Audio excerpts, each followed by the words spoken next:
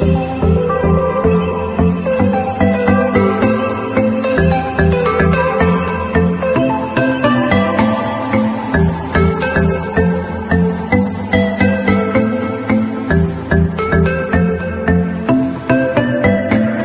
ಸಂಚಿಕೆಯಲ್ಲಿ ಅರ್ಧ ಉಷ್ಟ್ರಾಸನ, ಈ ರೀತಿ ಮಂಡಿ ಊರಿ ಕಾರ್ಪೆಟ್ ಮೇಲೆ ನಿಲ್ಲಬೇಕು.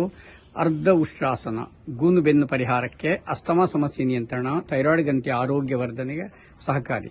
ಅಭ್ಯಾಸ ಕ್ರಮ: ಸೊಂಟದ ಹಿಂಭಾಗಕ್ಕೆ 2 ಕೈಗಳು, ಆಮೇಲೆ ನಿಧಾನವಾಗಿ ಉಸಿರನ್ನು ತೆಗೆದುಕೊಳ್ಳುತ್ತಾ ಈ ರೀತಿ ಶಿರಸ್ಸನ್ನು ಹಿಂದೆ ಬಾಗಿಸಬೇಕು. ಸೊಂಟದ ಮೇಲ್ಭಾಗದ ಹಿಂದೆ ಬಾಗಬೇಕು. ಈ ಸ್ಥಿತಿಯಲ್ಲಿ ಸಹಜ ಉಸಿರಾಟ, ಹಾಯಾಗಿರಬೇಕು. ಸ್ಥಿರಂ ಸುಖಂ ಆಸನಂ.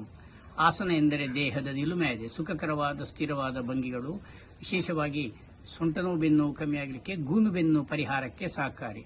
Exhale, come back. ಆದರೆ ಆಮೇಲೆ ವಜ್ರಾಸನ, ಸ್ವಸ್ಥಾನಕ್ಕೆ ಬರಬೇಕು. ಈ ಹೃದಯ ದೌರ್ಬಲ್ಯ ಹಾಗೂ ಕತ್ತು ನೋವಿದ್ದವರು ಈ ಆಸನ ಅಭ್ಯಾಸ ಮಾಡೋದು ಬೇಡ.